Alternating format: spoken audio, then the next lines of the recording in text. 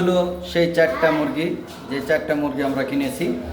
এই চারটা মুরগি না, সরি, এই মুরগি না, মোরগ। এগুলো, এই মোরগগুলো হচ্ছে দেখেন, লেজগুলো অনেক বড় বড়, একদম দেশি মোরগ। এর উপর আসলে আর ন্যাচারাল কোনো মোরগ আছে বলে আমার মনে হয় না, কারণ এগুলো বাড়িতে চড়াই কোনো রকম খুঁটে খাওয়া আর কি। এরা অনেক শক্তিশালী হয় এই মোরগগুলো এবং খাইতেও খুব টেস্টি হয়, কিন্তু যা বাজারের তুলনায় অনেক ভালো।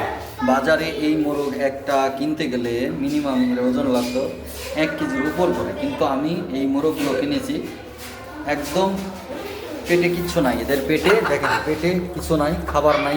হ্যাঁ, এদের পেটে খাবার অনেক কম। হ্যাঁ, এদের পেটের খাবার একেবারেই কম। এই মোরগগুলো বাজারে কিনতে গেলে লাগতো 4 কেজির উপরে, কিন্তু আমি কিনলাম 3.5 কেজিতে। প্লাস দামেও হয়তো একটু সাশ্রয় হবে বা 200-100 গ্রাম বেশিও আছে।